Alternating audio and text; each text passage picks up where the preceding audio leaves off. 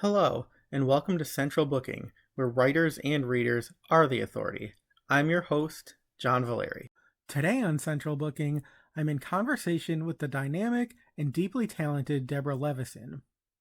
Following an award-winning true crime book, Deborah made her debut as a novelist with 2022's A Nest of Snakes, which tells the story of Brendan Cortland. Now middle-aged, Brendan is finally coming to terms with the atrocities that were perpetrated on him as a student at an elite boarding school. Having survived emotional, physical, and sexual abuse, he is a shell of the man he could have been. But the prospect of accountability, even if it means inviting scorn and skepticism by making his most private memories public, brings the promise of new life, because where there is hope, there is the potential for healing. Before turning to fiction, Deborah wrote The Crate, a melding of true crime and memoir that earned multiple awards and massive critical acclaim. She has also written a multitude of shorter content and poetry, spoken publicly throughout America and abroad, and worked as a publicist. Born and raised in Canada, she and her family now make their home in Connecticut. A Nest of Snakes marks a compelling new chapter in the author's career.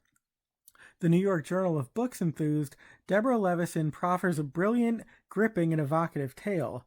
Prepare for more twists and turns than a winding mountain road, as Levison has crafted a suspenseful, mesmerizing tale of terror and redemption, a spellbinding page-turner.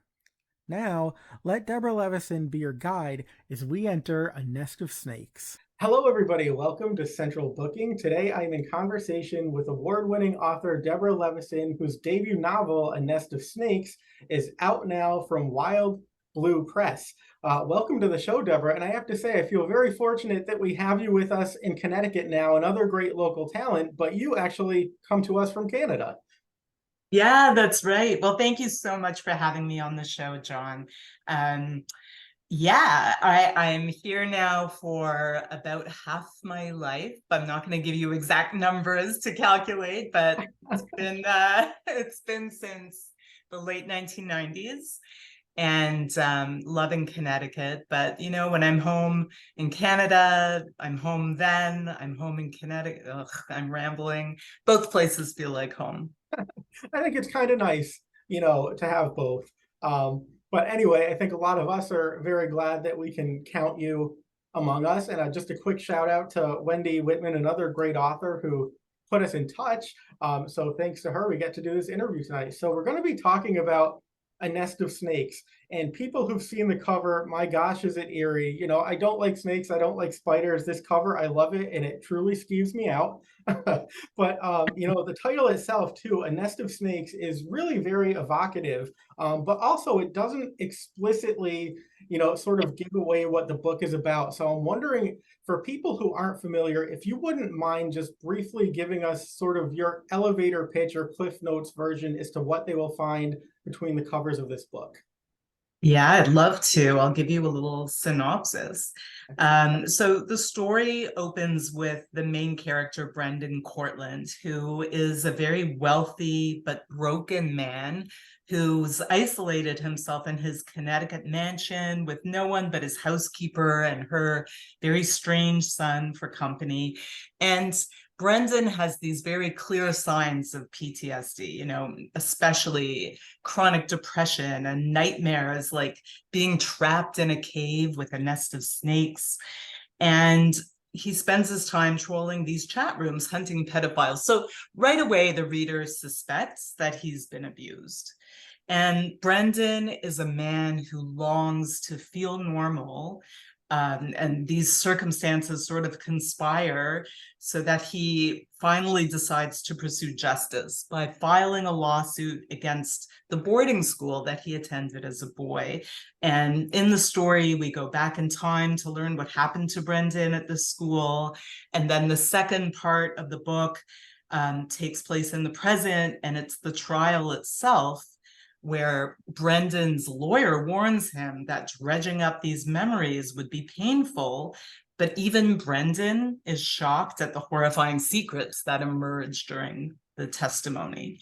And so about the cover and the title, I have to admit I got myself into a bit of trouble with the title and the cover. yeah, I wanted something dramatic and eye-catching and very literary. And I'm so grateful to my publisher for agreeing with my ideas. With the cover art, I desperately wanted this stylized snake, but I didn't realize that people would have a very visceral reaction to it, like you did, and especially, and women really do. I had this one woman who bought the book, and then she emailed me about 10 days later, and she said, well, I finally started to read it after my husband put a brown paper wrapper over the cover because she couldn't go near it with the picture of the snake. Oh my And gosh, that's funny. yeah, and then I've had all these comments on social media with people saying, oh, I could never read a book about snakes. And what I guess they don't realize is that the title is a metaphor. It's a nod to Freud, who said that snakes are phallic symbols and they often appear in dreams as these primal sexual creatures and also oppressors. And I was talking, so here's a name I'm sure you'll know, Lisa Gardner, the Oh yeah. best-selling thriller writer. So I was talking to her at a conference earlier this summer, and I was telling her all about, these cover woes. And she said, yeah, there's 3 things you never put on a book cover: a spider, a snake, or a highball. And that made me laugh. But I'll tell you a little bit of background. Can I tell you a little bit about how the title actually came to be? Of course, please do. Okay, so the whole story started several years ago. I was working as a publicist in a PR firm here in Connecticut, and we had some very nationally known law firms as clients. And at one point, so this must have been about 7 years ago, there was one point where we had a spate of these lawsuits where middle-aged men came forward to allege abuse at the very elite, very prestigious Connecticut private schools they'd attended as boys in the 1980s. And it was my job to publicize the lawsuits and get them into the media. And the New York Daily News actually ran an article on one of the cases, and they added this big black headline calling the school a nest of pedophiles. And it was so jarring that it really always stuck with me. And then a couple of years later, I was sort of on track to publication and I needed a title. And you may remember reading about this in the news. There was this young aide in the Trump administration who called the White House a nest of vipers. Yes. A nest of vipers. And those two images, a nest of pedophiles and a nest of vipers, they seem so powerful. And along with that Freudian kind of imagery, that's how I extrapolated a nest of snakes. I love it. Yeah, it is so evocative. And I have to say, I mean, it's a great title. It's a beautiful, like stunning cover. It does creep me out, but I kind of like to be creeped out, But that's a really fascinating backstory as to how it came to be. I mean, I think that it's eye-popping. It's kind of a 1-2 punch with the title, the image, and then of course to hear what the story is about. And I did want to ask you a bit more about your protagonist, Brendan Cortland, because as you alluded to, he went off to one of these very prestigious private boarding schools and suffered real atrocities, emotional abuse, physical abuse, sexual abuse, as did many of his peers, and then internalized it for decades and had to grapple, with the decision to come forward. And I'm wondering how you went about, entering that very conflicted headspace of his, and then balancing the realism, because these are crimes, as you mentioned, that we have seen very much in real life come to light. So how do you balance that realism with a sense of sensitivity, to the actual victims of such atrocities? Yeah. Well, I'll tell you, when I was reading through those lawsuits for the cases, for the actual real life cases, I couldn't believe what the boys had actually experienced.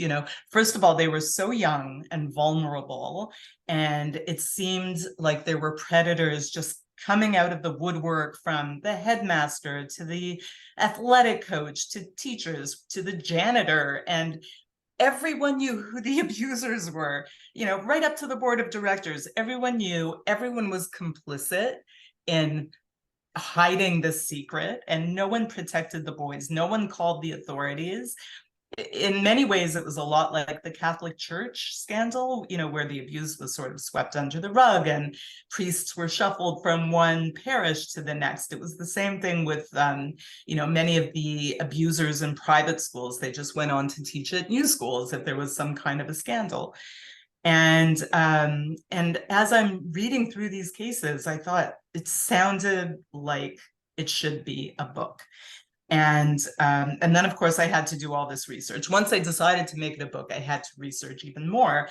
So at first, I had thought that initially I thought that the cases were all confined to Connecticut. And of course, I was so wrong, because I started reading about Horace Mann in New York City and Phillips Exeter in New Hampshire and Eton College in the UK. And there were cases in South Africa and Canada, where I'm from, and Australia, Ireland, like basically essentially everywhere in the world where you could have a private boarding school. There could be allegations of abuse. You take this very cloistered environment, which is really a world unto itself, and you can end up with abuse. And the other thing that you alluded to, and I was very mistaken about thinking that it had all ended in the 1980s or maybe even the 1990s, but I was so wrong, because, for instance, just last summer in Denmark, the Crown Prince and Crown Princess of Denmark pulled their 16-year-old son, Prince Christian, out of his very elite boarding school amidst all these allegations of abuse, sexual and physical abuse, and the leadership turned a blind eye, which is exactly the plot line that I had already written in A Nest of Snakes. So it definitely still continues. And so when it comes to Brendan, this fictional character that I created, my whole purpose in writing him and writing the book as a whole, but writing him as a character, was to shine a light on an issue that clearly I didn't know very much about. And I figured if I should learn more about it, maybe other people might need to learn more about it too. And perhaps just have it serve as a catalyst for maybe other victims to come forward and tell their stories. And so in that sense, there's a lot of overlap with my first book. I really believe that books are entertainment for sure. And I also think that sometimes there's an opportunity to do some good by using them as a platform to talk about social issues. And even when they're written as fiction, right? For instance, I'll give you a for instance. I have one friend whose main character is a hostage negotiator with diabetes. And she's this real badass, and it's so empowering for actual diabetics to read about how she navigates through her life with her disease. So back to Brendan.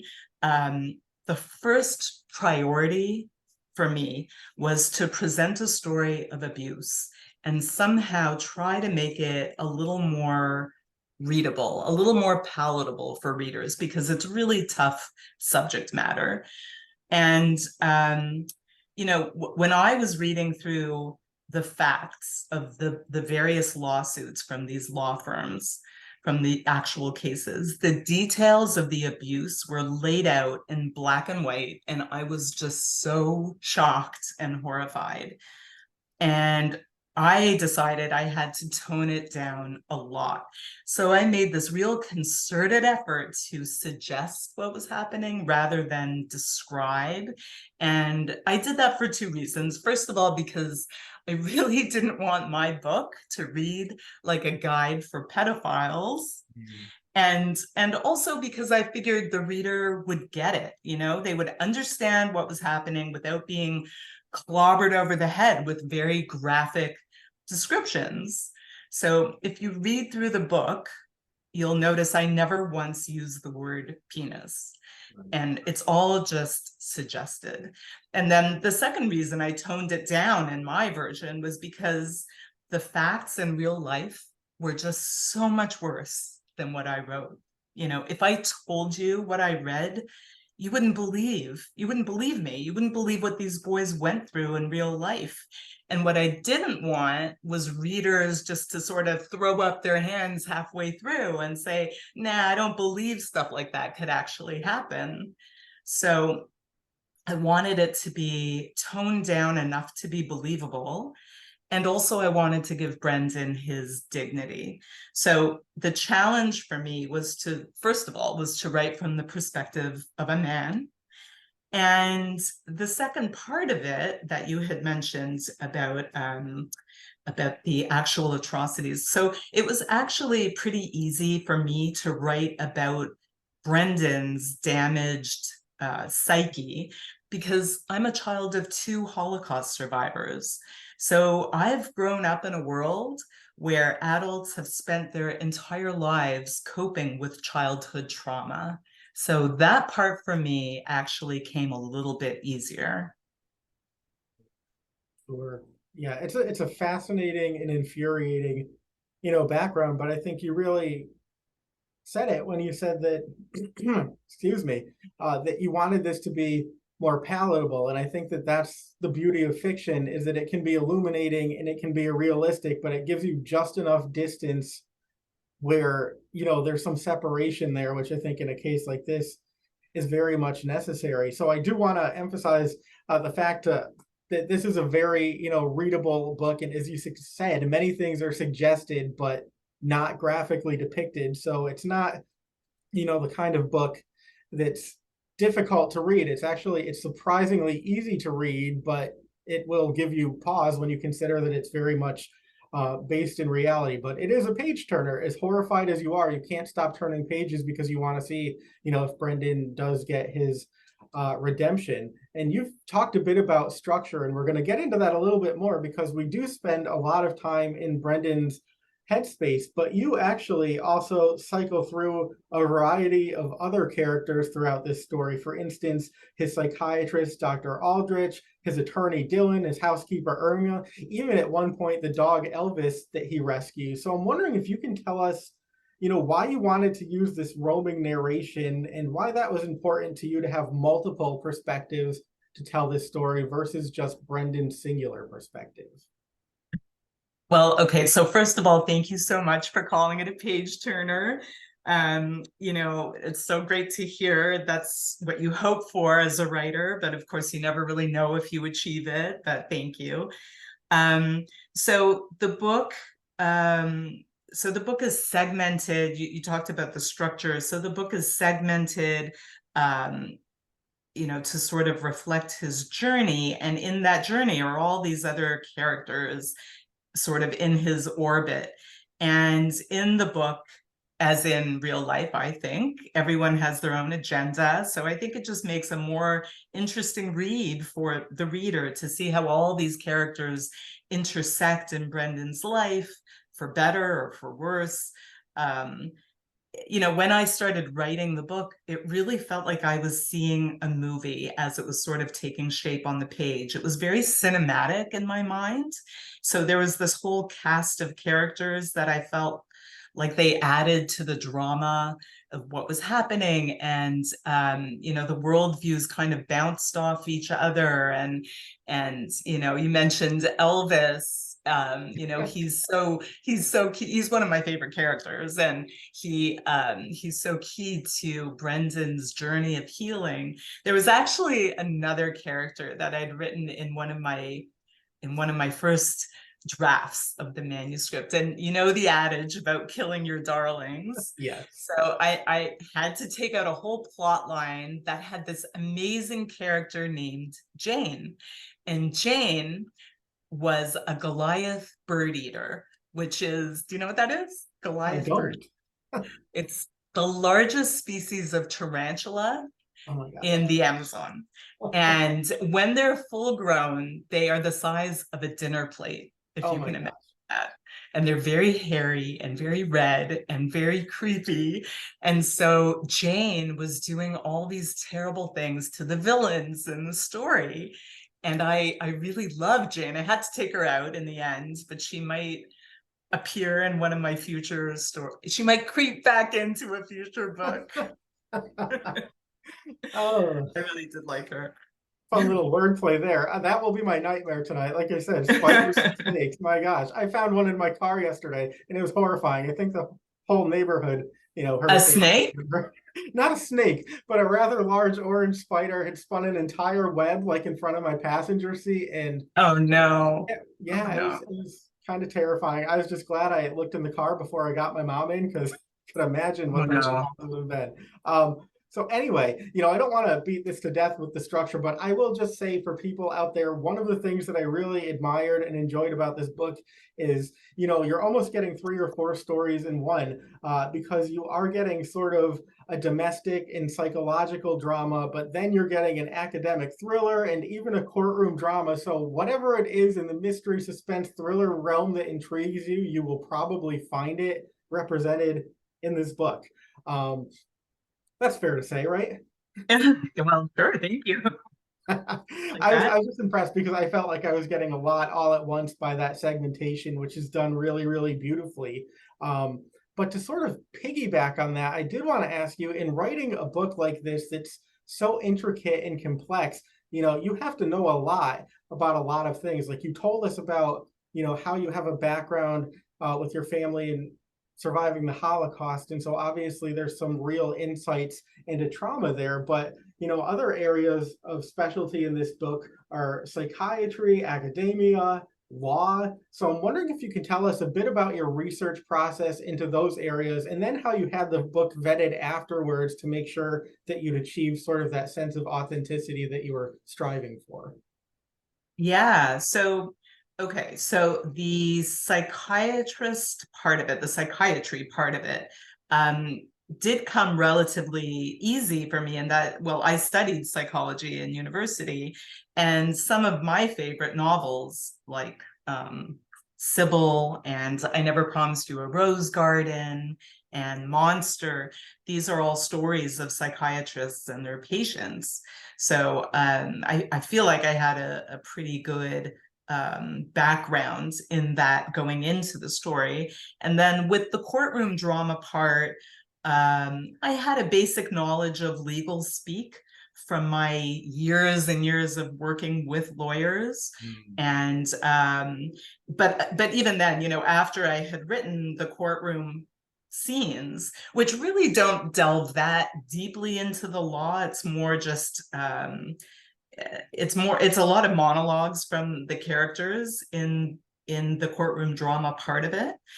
But even then, I did run all those chapters by my attorney friends and family members just to get feedback and fact checks and make sure I had everything, accurate, which they said I did, until one person caught something that I screwed up. I didn't know that made it into publication, of course, but yeah, and the other stuff, whatever else I needed to know but didn't already know, I easily researched online and in books and in talking to experts. Sure, that's great. It's nice to have friends to call on, and it's also nice to hear, that the formal education that we get sometimes goes into practice when writing a book, and you're able to draw on those classes that you thought maybe you weren't gonna. But that's a nice interpretation. So, we mentioned that this is your first novel, and we also alluded to the fact, that you have sort of a true crime book out as well, which we're gonna talk about momentarily. But you are not, a stranger to the realm of writing. You've done many other things, which include newspaper columns, online content, poetry. So it's been, a process. I'm wondering if you can talk to us a bit about, how those earlier writing experiences served as touchstones along the way to what you're doing now. Yeah. Well, yeah, so I've been a lifelong writer, and publicity is a lot of ghostwriting. So I've written on lots of different subjects under lots of other names, not my own. And I've done a lot of journalism and editing, and as you said, a little bit of poetry. But um, It actually turns out that being a journalist and a publicist can be a bit of a double-edged sword when it comes to writing books. So even though it definitely helps to have those basic writing skills, once you have the foundation of language and grammar, punctuation, whatever, you can play with it and you can manipulate it to achieve the voice that you want, right? There's all these literary devices that you can use to give the reader a certain experience that you want to give them. But on the other hand, sometimes it's hard to turn off the journalist voice. And so I heard from people that it was creeping in sometimes in the first book, a little bit less in the second book, because what I don't want is for my books to sound like press releases. So you really have to compartmentalize. I have to turn off that journalist voice and turn on the novelist voice, and it really is very different. I think with the current thing that I'm working on now, I'm finally getting over that hump, and I finally figured out how to get rid of that voice, but it really is ingrained after all these years, so a bit of a challenge. I would imagine because, when you have a background in journalism, oftentimes it's really about getting to the heart of the story as quickly and concisely as you can. And you can't really do that in a novel that's, some 300 or 400 pages. So yeah, there's, that background in writing to deadline and having the skill set, but it's different eyes when you come at something as a novelist. So I appreciate you, sharing that perspective. And, we So did different. yeah, it's interesting because I mean I remember talking to one of my friends who was a journalist who's come to novel writing, R.G. Belsky, and he said the hardest thing for him to do was write a full manuscript because he was used to, a couple inches of column space, to tell an entire story, and then all of a sudden you have hundreds and hundreds of pages, so you really have to, spread things out. It's not as simple as it sounds. So I think you said it best. It really can be a double-edged sword, and people don't always recognize that, I don't think. Writing is writing, except when it's not. It's not all the same. Exactly. So let me ask you. So, A Nest of Snakes is your first novel, but it is not your first book. We've talked a bit about the fact that you sort of have a true crime Holocaust story to your name as well, and that is the multi-award-winning book, The Crate. So I'm wondering if you can tell us a bit about how that story came to be and what compelled you to write it, though I think if we were listening earlier, we might have gotten a bit of an insight into that already. Yeah, of course. Well, The Crate, I'll tell you, John, is not a book I ever expected I would write. So my whole life, I always wanted to be an author, and I sort of thought in the back of my mind that I would start one day with historical fiction or thriller, because that's what I love to read as a reader personally. But I had never even read a true crime book, and that's what The Crate is. So The Crate is a true story of a very tragic and very gruesome murder.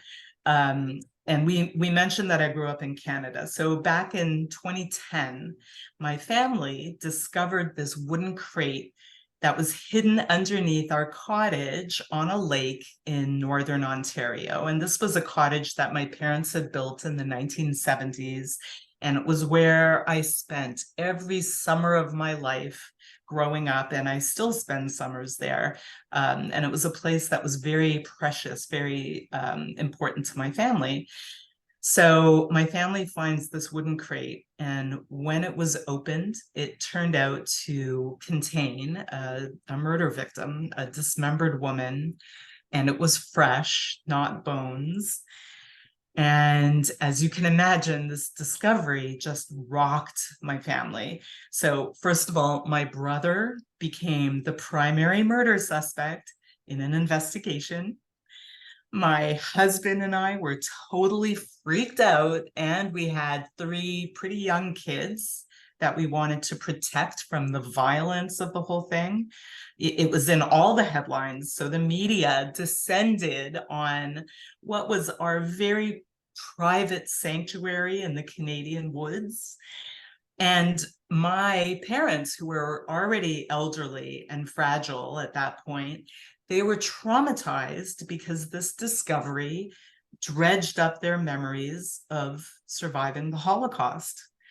And so when the whole thing first happened, I was really caught in my own head about how the crime affected me and my family. And it wasn't until there was an autopsy that revealed that the victim was actually a beautiful young mother, Samantha Collins.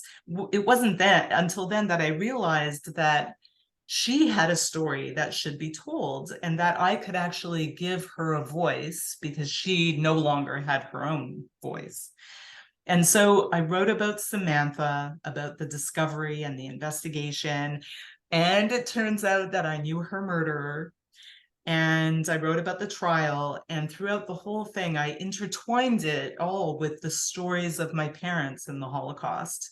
So it kind of became evil in the past meets evil in the present in the narrative. That's incredible. That's absolutely horrifying. And it kind of makes you think the saying, truth is stranger than fiction. That is so often, the case. Exactly. Just it's incredible because so often we think of crime and murder, as entertainment. But again, it's real. And I don't think that we appreciate that so much until it touches us intimately. So to have that background is just, incredible. I'm sorry you and your family had to go through that, but I commend you for sort of recognizing that story and telling the victim's story and sort of giving her back, her voice. Again, I think that is the power of writing. And so I highly encourage people to read that book. Thank you for sharing that story. And it was the same with Brendan, right? Just the Right. opportunity to give him a voice. Absolutely. And I think therein, the power of Yeah, words. exactly.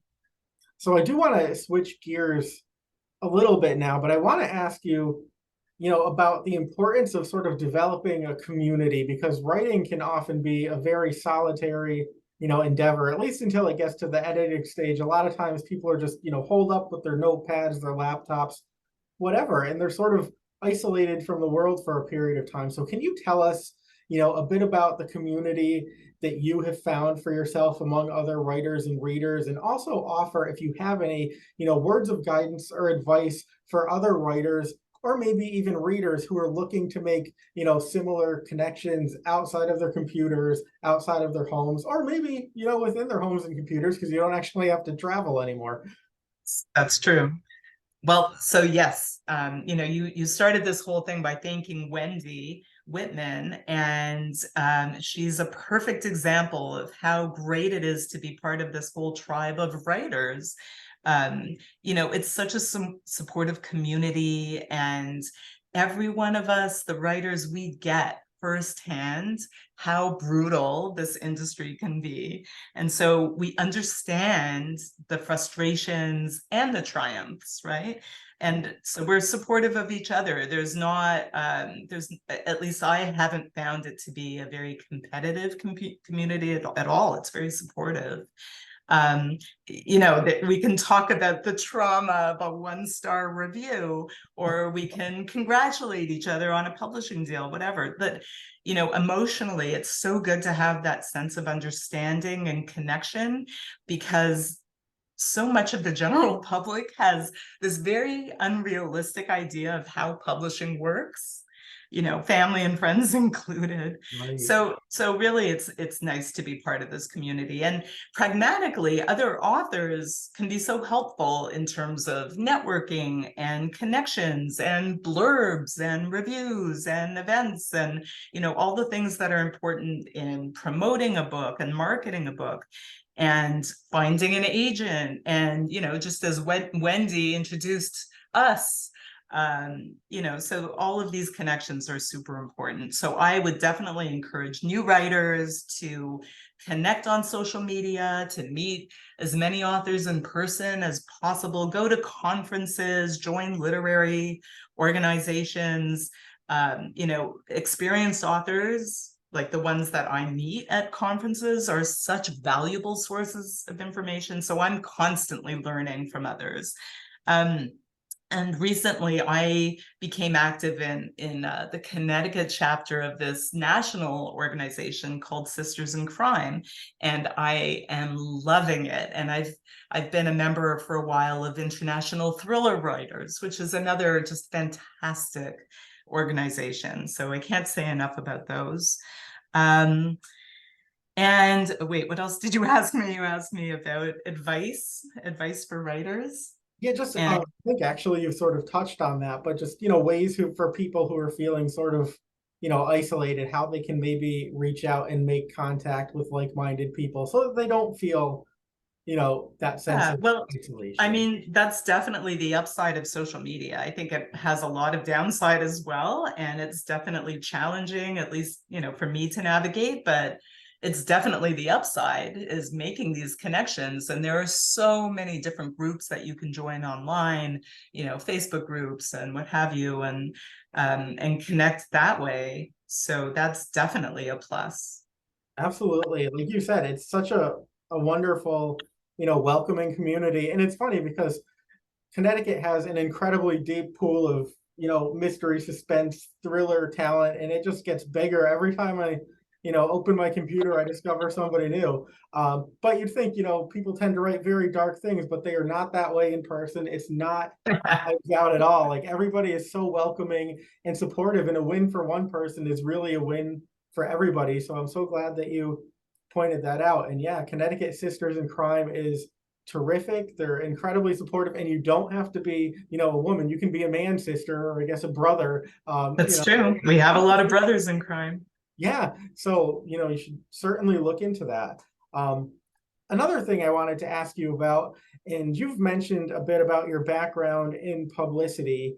So you have some experience with this, but some people really have a difficult time, promoting their book, selling themselves, finding avenues to get their work out there. So, in reflecting on your own experience sort of in that realm and then putting it to work, as you've put your own books forth into the world, what advice would you give to people who are looking to bring some notoriety to their books and they either don't know how to do it or maybe they're not comfortable doing it? Yeah, well, it's definitely a skill set to learn. Marketing your own books and yourself to some degree is kind of the nature of the beast because, publishers, even the biggest publishers these days, expect authors to do a lot of their own book promotion. And many publishers don't do any kind of marketing at all. So for me, it was definitely a learning curve, especially the social media part of it, despite, spending my whole life in PR.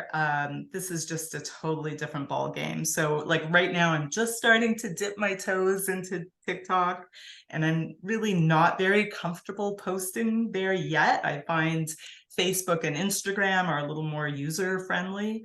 But I guess the advantage of being in PR is knowing how to speak to the media and having pre-existing connections to reporters and editors, and also it's very helpful when it comes to organizing events, and I've done a lot. I think over 200 at this point. And it's just, somebody once said that writing, one of my friends actually once said that writing the book was the easy part and marketing it was the hard part, and I find that to definitely be true. I think that's a great point because so many people, who don't really have the experience that you now have, think I wrote the book, my job is done, and it's like, oh no, honey, your job has just begun because now you have to sell the book because It's so true. nobody's really going to do And that very and much. by the way, that was I just caught a split infinitive that I just said. So gotta gotta cross that one out in red ink after. I don't want to know the things that I say are split infinitives or God knows what comes out of my mouth. But all right, so winding down, I could talk to you all day. I've pretty much talked to you all day, but just a few more questions while I have you here. Sure. Since you've been so generous in offering your insights, again, people who are sort of new to the field are always looking, I think, for some guidance for people who are a bit more experienced. So, and reflecting on a creative or a writing life more specifically, what do you think is the best advice that you were ever given? And then the flip side to that, the best advice that you were never given and had to learn for yourself throughout actually doing the work of writing. Well, the one thing that I've heard over and over from authors on so many different panels at events is to keep in mind how much of success in this industry is actually based on just luck and timing. And I really try to keep that in mind during more challenging moments. Like, so back when my agent was first trying to sell the crate, so this would have been 7 or so years ago, it was such an uphill battle at the time because most of the publishers were closing their true crime imprints because there was a lack of interest. But now, 7 years later, there's this huge explosion of interest in true crime. Readers can't get enough of it. So a lot of it definitely has to do with timing. And okay, and then what did I learn for myself? Well, I definitely learned the hard way never to waste an opportunity and to stop procrastinating, because the truth is I actually had a manuscript that I wrote back in the 1990s. I said I always wanted to be an author, and when I had my first child, I was home from work with, on maternity leave with this baby, and I figured, okay, I'm going to write my book while she's sleeping. And she happened to be a really good sleeper. So I wrote this very long manuscript that it was kind of a cheesy romance.